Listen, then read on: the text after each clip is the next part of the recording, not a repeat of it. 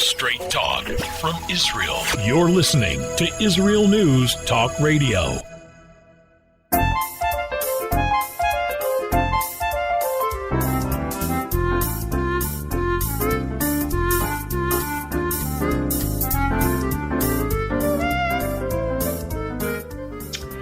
Good morning, good morning. My name is Andrea Simintov, and you are listening to Pull Up a Chair on IsraelNewsTalkRadio.com. I pray I sound alert. I had like 3.5 hours sleep last night, and I need to be alert for this show. I'm so grateful that you're listening in. Hold on, let's see who's listening in our Ramper Room moment. And okay, yeah, listening in from the U.S. and from Canada. Boker Tov, Eretz Israel. Do we have a new government? For the next 20 minutes at least, maybe. Okay, they're listening in also from the UK and Australia, Germany. Good morning, Germany. I think I may make a German note or two. I frequently do. And we have, let's see, Argentina's listening in, Chile, South Africa. Hi, South Africa. I've got to get there. Kenya and Jamaica. What a treat to be spending this time with you. I'm excited. I'm going away again for Shabbos. Those of you listening in know we bought a caravan that only Ronnie fits in the bed. But anyway, we bought a caravan and we're going away today. And I think that I'm going to explore another corner of Eretz Israel. This one with what we call a nachal, a river. Is going to be like on a riverbank, and I'll let you know more next week. Okay, I'll let you know how it was. I'll let you know how the food went, and I'll let you know if I got any sleep at all and how the dog behaved. So last night was the bat mitzvah of one of my granddaughters, and it was beautiful. It was one of these post-COVID affairs that was so tsanua, so modest. It was done in the house, and all of my grandchildren, they made the food and they made their clothing and they made their speeches. And I really had a beautiful, nachas-rich evening where I really felt both gratitude and I took great pride in thinking about this beautiful family that is going to leave a mark on the world in the future. It was just a beautiful, beautiful evening. And I managed to keep my diet. So I know that you're all thrilled to pieces about that. Okay, when we come back, we're going to talk a lot about Parsha today, slandering Israel, a little bit about the government, and some surprises. See you on the other side.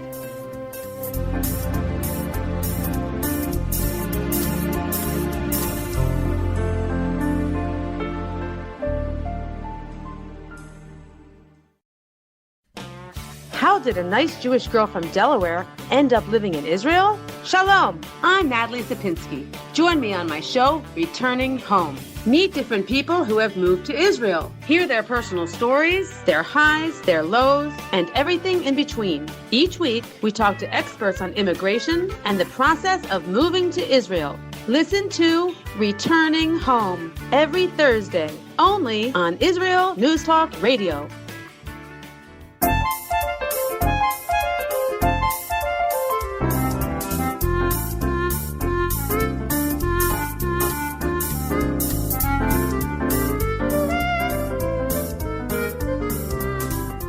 Okay, we're back. It might get noisy in here. Let me shut this off. All right, we'll shut that off. Okay, it might get noisy in here because I am trying to print. We want to keep this show real, very real. Also, I'm having technical. I can't get into the chat room this morning. So if you're listening in, I'll try during the next break to see how we're doing. And then hopefully we'll be able to talk. But if not, if you have any questions about the show, want to know what's going on, please drop me a note at Andrea, Andrea, at IsraelNewsTalkRadio.com. All right, there was something else I wanted to share with you this week that I thought was kind of, So this was kind of interesting. We went this week one afternoon. We were just interested. There was a little business thing, the husband and I, and we needed to see something. And we went to Ashkelon. Ashkelon, for those of you who know your Israeli map, it's in the south of Israel, not far from the Gaza border. And I have to tell you, I was like a little nervous going down to Ashkelon, thinking, because I listen to the news just as all of you listen to the news. And I was feeling so depressed and thinking, oh my gosh, it must be so bleak there. Those of us who love Israel, absolutely love Israel, we can't get the images out of our eyes of children, school children, running into bomb shelters and being held and cradled, and showing people lying in the streets next to parked cars, learning how to cover their heads with their palms. And I'm thinking, my gosh, how horrible. You know what? Let me just tell you something about Israel. And granted, my slant is a little biased because I am crazy about Israel. I am proud to be living in Israel. I think that Israel is where every Jew is supposed to be living. Even Jews that I don't necessarily want to be my neighbors. I didn't really say that. That was my evil twin. But anyway, Ashkelon was beautiful. We drove all through. We drove to the wealthy parts of Ashkelon. There's a magnificent marina where we were, where the people with whom we were visiting. There's a beautiful marina and upscale restaurants and magnificent villas. But then we drove through. We were looking for a place to eat, which wasn't so easy to try to find a place that was kosher, which that's a whole different show. But anyway, we went into the more impoverished areas of Ashkelon. Beautiful. There is not a corner of Eretz Israel that is not beautiful and rich with history and with people with fantastic. That was a cross between fabulous and fantastic. It was fabtastic stories to tell. It was humbling. I went into a very upscale mall in a very depressed area of Ashkelon. There was nothing missing, nothing you couldn't get. I mean, from magnificent coffees and French presses to designer jewelry, and the pharmacy was filled. And here is something that I need to share. Israel, post 11-day war, post-COVID, post-election trauma. I'm deciding whether or not I'm actually going to discuss that today because I'm so nauseated this morning and I really feel like getting over my nausea. Israel is alive. Israel is vibrant. Israel is real. You know, it's one thing for me to make a joke and sit and say, you know, there's places like there's no COVID on the beaches here. Nobody even acknowledges it. But I have to tell you, there are still, I'm not sure what the rules are, if we're supposed to still be wearing masks. I heard after the 1st of June we were it. You want to plan a trip? If your country allows you to visit Israel, Israel, boys and girls, is the only place to be. Movie theaters are open. It's alive. And the city of Ashkelon, I realized why Israelis are crazy. Well, we have this kind of schizophrenic mean, is it M-I-E-N? That on one hand, they're alive. The music is playing. The restaurants are happening. The discos are hopping. It's happening. And then within moments, at the whim of a very, you know what? If our enemy weren't so dangerous, you could almost have Rahmanas, you could have mercy on their stupidity and on the stupidity of bored, sick, toxic neighbors. These same vibrant, living, immersed in business Israelis are like flinging themselves into bomb shelters. So of course Israelis are like a little crazy. Of course they laugh louder, cry wider, scream, push, shove. They're chapping the life. Because here in Israel, both in Israel and the eternal Jewish experience, we don't know when we'll be shoved into bomb shelters, shoved into ghettos, shoved into ovens. You heard what I said. So I'm going to cut Israelis a tad of slack and say, Israel's alive, it's vibrant, it's beautiful, and very, very eye-opening. Don't believe what you read in the papers.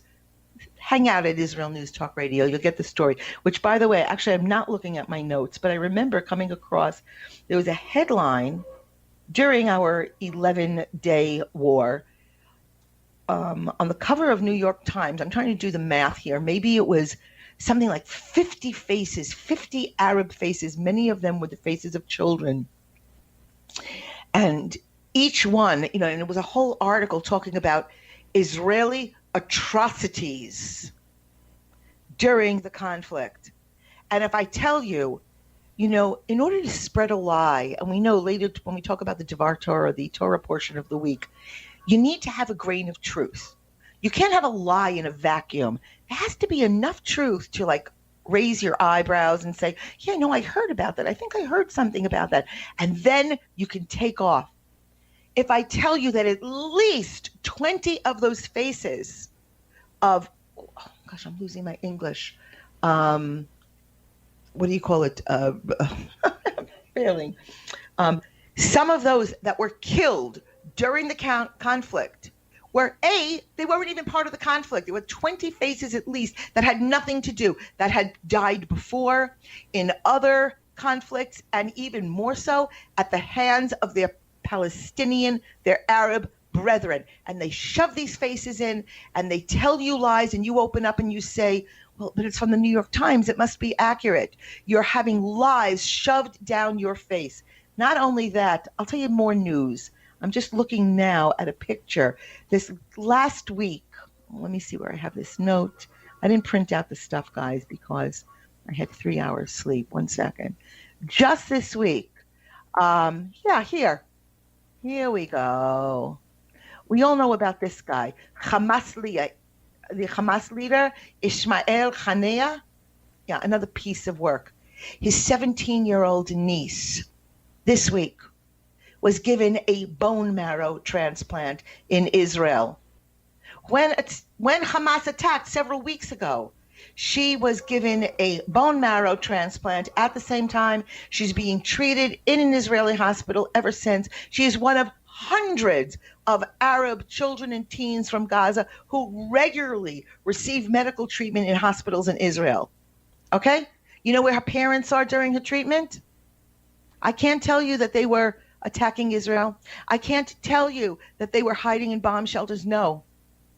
They were being hosted in a nearby hospice, and I believe are still there. Now, that's not convenient for the New York Times to print that. So again, it's an incredible, here looking at my engineer telling me 5 minutes, Andrea, hurry it up. So that's not reported. Let's see, what else do we want to share? Yeah.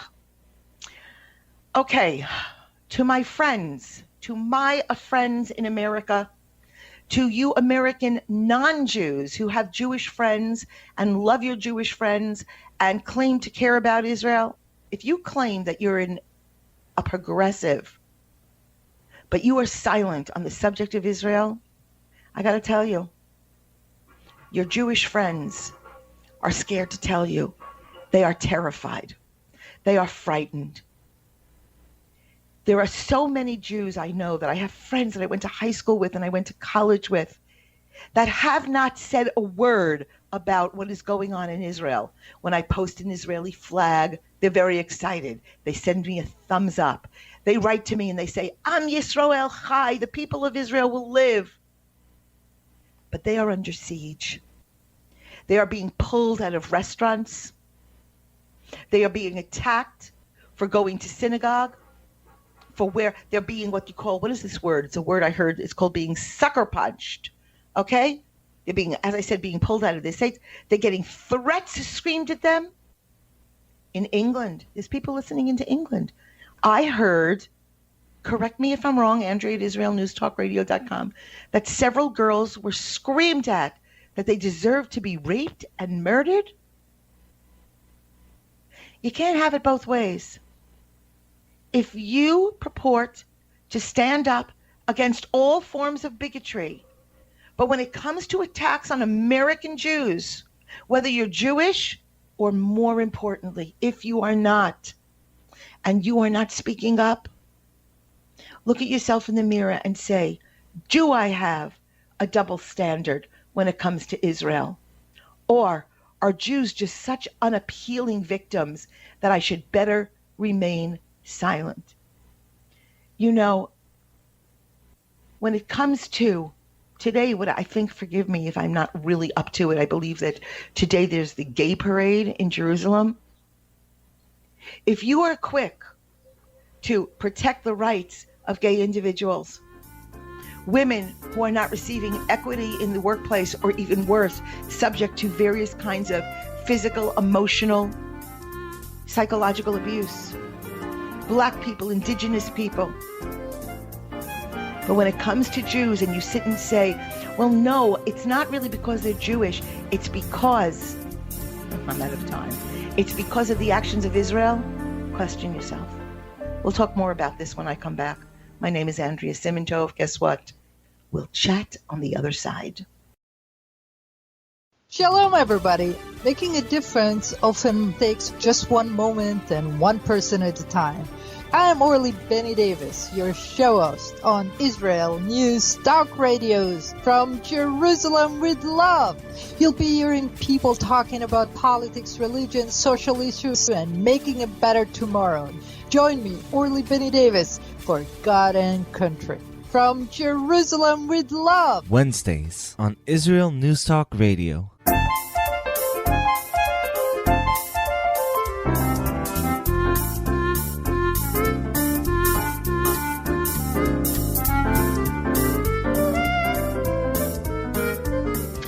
Okay, we're back. Andrea Simintov, is it noisy enough for you? All right, I'm doing some printing while we're talking, but I managed to get into the chat room. Let's go see here. All right, so last night, a bit of interesting news. Yes, it's noisy, but it's better than the building that's going on outside of my window. Last night, Isaac Herzog became the 11th president of the state of Israel. And he won by a landslide. I was a little bit surprised because Miriam Peretz, I think we've spoken about her before, but she was a very appealing candidate. Anyway, Isaac Herzog, let's see, what did he have to say? It was a secret election in which, very interesting, it went over faster than this prime minister the prime minister relationship. So it was a Miriam Peretz. Let me just tell you. Let me just take a minute because I'm a woman. Last I looked, so she's a social activist, and in many ways she's been called the mother of Israel, the face of Israel, the voice of Israel. She lost two of her sons in battle. And she became an Israel Prize-winning educator with. She's just she's very personable. I think she actually speaks a nice woman. She's Moroccan, which is representative of so much of our country. Isaac Herzog, I've never been a big Isaac Herzog fan, but I need to share this with you. He is the son of Israel's 6th president. It's really quite a miracle to be the 11th president when your father was the 6th. His father was Chaim Herzog, and he's the grandson of Israel's first chief rabbi. Let's see, what is he going to do for us, Herzog? It's kind of, I don't know, maybe you'll disagree with me. Is it a ceremonial role? So what is his vow? He accepts upon himself the heavy responsibility, and he vows to build bridges within Israeli society and with the Jewish diaspora to encourage entrepreneurship, fight anti-Semitism and hatred of Israel, and safeguard the foundations of our democracy. All right, we wish him a great deal of luck. I had some problems with Ruby Rivlin. I had to have been very, very disappointed. Our current prime minister, he's still our prime minister, and according to the news, he might be the prime minister for a while longer, despite what you're reading about. Prime Minister Benjamin Netanyahu said, I hope I will be able to work. Oh, Herzog said he'll be able to hope he can work with every prime minister. And with every prime minister, and what did Netanyahu say to him? Let's not get into that now. I like that. A lighthearted moment. Very nice. And we'll talk more about Miriam Peretz at another time. Another interesting thing about Israel. Okay. I think this week tell me, correct me. I really should read a newspaper. I think that would be helpful. Apparently, we are going to begin vaccinating 12 to 15-year-olds. I think it's next week when I get back on my vacation. And there is, of course, dissension. I'm sorry, I'm not belching up the coffee. Forgive me. Children in the age group who are at risk of suffering severe symptoms from coronavirus infection are going to be the first ones to get the shots. I don't know what kind of things you can have, but I guess it's children who have chronic conditions and families who are expected to travel abroad are going to be included in the first round of vaccination. Interesting to hear what your thoughts are about that. I happen to know that I know people who vaccinated their children way earlier. They had what you call, what's that famous word in Israel? Protexia? Yeah. Okay, so we were talking about your silence of deadly. Let me just finish this up before we start talking about more boring things like, the new Knesset. So horrible. But let me just tell you something. Your silence, if you are withholding your words, your passions, you're screaming, this is not what America is about, and you're withholding it only from your Jewish friends, I'll tell you what I think you might be saying, okay? There's a recurring pattern in Jewish history which goes beyond time and space. When we talk about Devar Torah today, we're going to talk about the sin. Remember the sin of the spies, the Miraglim, we call them, who went into Israel, and they came back with all kinds of justifications of why they were talking about what they shouldn't have spoken about. They had a double standard. You know, in Jewish history, we see it. Political tensions, wherever Jews are, they rise. I can go easily back to the Inquisition to look at that. I'm not enough of a historian to go before that. But we see people start to attack us. Neighbors, good neighbors, friendly neighbors, loving neighbors, what do? They turn their backs. And then disaster hits. If you are part of the silence, you are part of the thunderous roll of human history that always comes out on the dark side for the Jews. So, and if you're thinking to yourself ashamedly, out loud, or whispering in your house, you know, maybe the Jews kind of bring it on themselves. They become so successful wherever they go. A lot of Jews, they're kind of rich. They're kind of white. You know what? White Jews, rich Jews, affluent Jews, succeeding Jews, striving Jews, accomplished Jews. I get it. We're not exactly a progressive priority. You know, we're not all that appealing. Well, I came across a very nice article. Well, it wasn't a nice article, but it was an interesting article that Jews were seen. Documents show that in Germany, they were seen as white and rich. And so how did they do? How did they start this? You know, if you look like everybody else, if you're the picture of success, if you're what you're telling every child, Christian and Jewish, to aspire to, reach for your dreams, grab that brass ring. And yet, when one group kind of does it, and that group is not appealing, what do? You start publishing racist cartoons. And nobody says anything. You start cocktail hour talk. And somebody says, well, he was, of course, Jewish. And nobody puts up their hand and says, whoa. I take exception to that. But instead, it passes for cute banter. You're complicit. And then when Jews start getting hauled out of restaurants, today, 2021, or kids in school are not selected for, the dodgeball team, the cheerleading squad, because, you know, they're Jewish and those Jews, fill in the blank. And no non-Jewish parent says anything, they're complicit. When Jews are beaten up in the street for looking Jewish, or wearing a Magen David, a Star of David, a Chai, a Chamsa. And then they start taking off their kippot, their yarmulkes, because they're embarrassed and they're scared. And the Jewish advisor to Joe Biden tells Jews to stop looking so Jewish in the street. Stop wearing signs that show that you're a member of the tribe. And nobody says anything. You're complicit.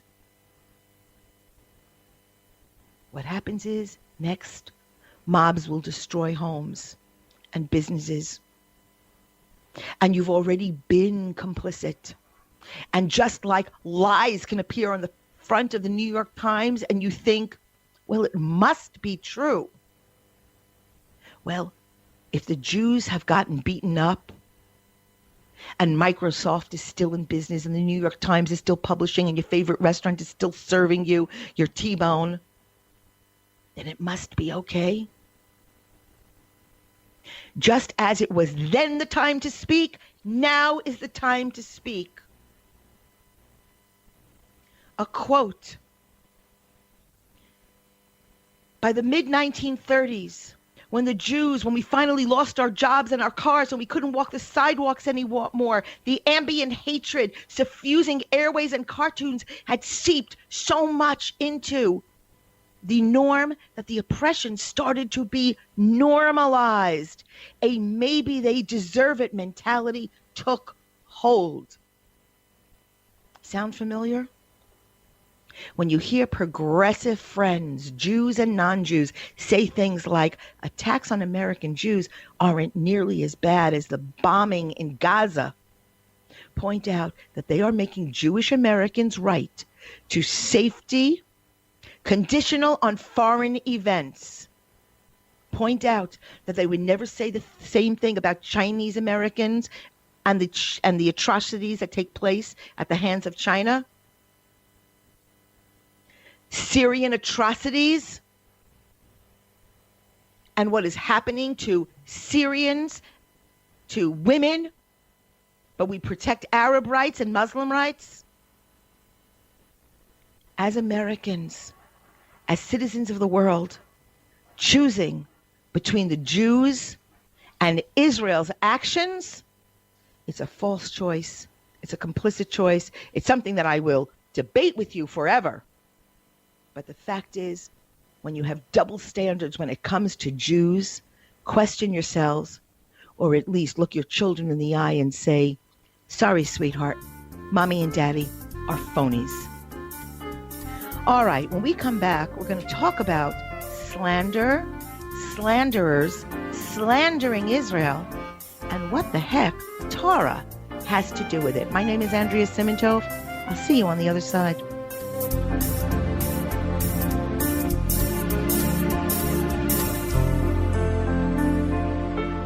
You're listening to Israel News Talk Radio. This is Shai Ben-Tekoa, and each week I'll be webcasting to you from Judea, origin of the word Jew, a people besieged and beleaguered in every generation. Nazi Germany's but a memory, but in its place the world invented the phantom Palestinians as this generation's internationally authorized Jew killers. Tune in for a different slant on life in Israel, Phantom Nation, every Monday. Hi, I'm Rabbi David Aaron.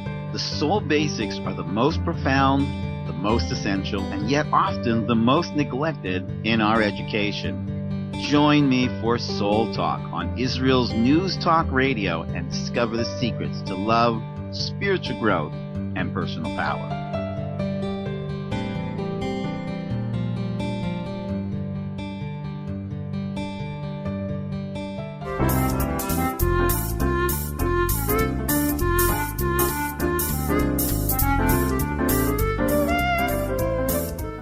Okay, we're back. Andrea Simintov, pull up a chair. You know, this really is my favorite portion of the show.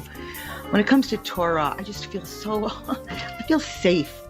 I feel that, oh, thank you. Let me immerse myself in the specs, the details of the blueprint. That is what it is. Just one thing I wanted to share with you. So those of you, just this is kind of humorous. I'm feeling that we're very close. I got my car It was a year of COVID. When did I ever drive my car? I have a car. My car is, I said that, I bought it used from Moshe Rabbeinu. It was like the car is so old. And I don't know, it works. It works. Like the inside, like pieces, like I keep finding new dents on it. I think strangers are coming over with jackhammers, hitting my car and then like running before I catch them. Anyway, I had the car cleaned. I tell you, the car was driving beautifully. I think all the dirt was weighing it down. I think it's been like about 2 Passovers where I didn't have time to clean the car for Pesach. So for 2 years of potato chips and Kit Kat wrappers in there. Not mine. I'm a healthy eater. Okay, so, we called the show today Slander. I think Slanderers and Slandering, or Slander and Slanderers. This is, I don't understand. The world of politics, I'm telling you, they look at the Torah Parsha and then they say, you know what?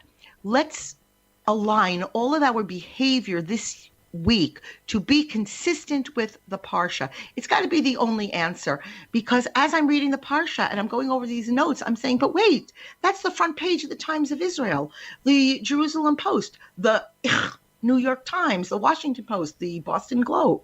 Boston Globe, is that it? Anyway, so here we go. Came across some nice notes, and I thought to myself, the land of Israel has always posed a problem for the Jewish people. And I do want to, let me just digress a second. If you are Jewish and listening to this show, and you know that you are, say, more secular than observant, but you really hold Israel in a good place in your heart, and you root for our team, and you root for the future of the Jewish people, and you root for our coming out on the right side of history, but you still haven't yet, say, committed to living a completely Jewish life. Perhaps you have a spouse who's not Jewish, or a daughter-in-law, or a son-in-law. Your family has really become part of the fabric, the non-Jewish fabric of whatever country you're listening in on. So I have to say to you, fellow Jew, kol hakavod to you.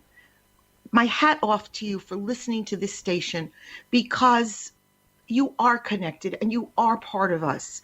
And wherever life and history has taken you and yours, that pintele yid, that little light that burns within you and yours, can never be extinguished. And unlike, say, your more assimilated brothers and sisters who don't want to listen to these kind of shows because it's not convenient to their soul, you are the brave ones to sit and question yourself. I know that my best days, unfortunately, there are too many of these best days where I get up and I say, you know what? I was wrong. That's a day where we have invited in an opportunity to grow, to change, to learn. The great Chafetz Chaim, Rabbi Chafetz Chaim, he wrote his book on Shmiras HaLashon, the laws of speaking and indeed slandering. And he said that at the end of the book, if you can't commit to changing your behavior, if you can't commit to being totally holy in how you use your words and deeds and reaction, if the only reaction is after you read his book, is you close the cover and sigh, the book has done a good job. Well, I in no way compare myself to the Chafetz Chaim. If you are listening to any of the shows on this station, including mine, and it makes you question, perhaps feel a tad of remorse, but most important, see the light at the end of the tunnel and know that you are part of greatness, whoever you are listening, not my greatness, our greatness. And that's all the change you can make this week. Then guess what? We've achieved magic together. All right. So the land of Israel is always a big problem for Jews. On one hand, it's always been our national homeland. Always, always, always the land that was promised to us by HaKadosh Baruch Hu, the Holy One. From the days of our forefathers. It's this holy land. It's the most special place on earth. You listen to this station. On the other hand, our record in this land and our behavior and our attitudes then and now has always been at best spotty.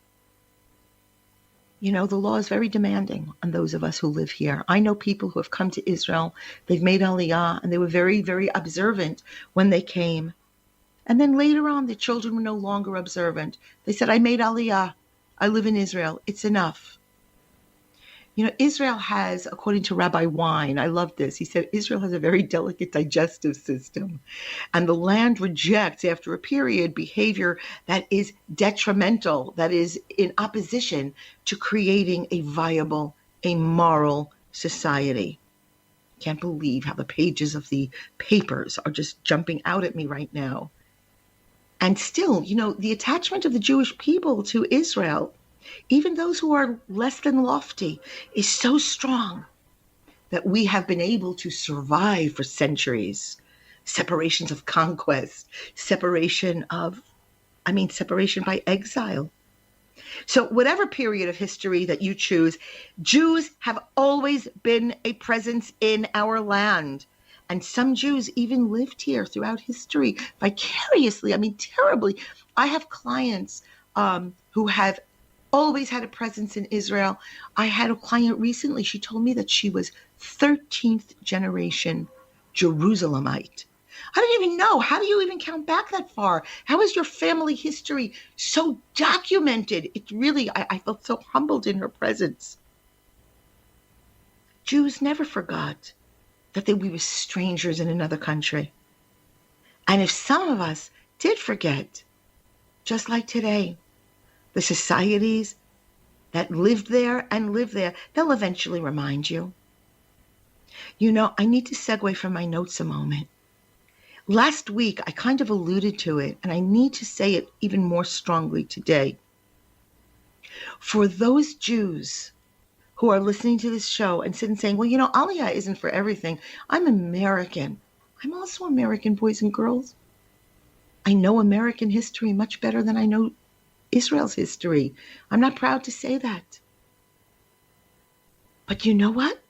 The only reason my family was in America and your families are in America or in South Africa or in England or in France is because they were spit there by sword and by bullet and by pogrom. And that's where they ended up. And wherever we end up, we become viable and passionate and invested citizens. The problem is when we confuse ourselves and we see it as our country. No. England, France, America, Canada, Argentina, Chile. They're not our countries. They're countries that have been very good to us. But don't take it upon yourself to tell Israel how to behave. Look in the mirror. You too are strangers.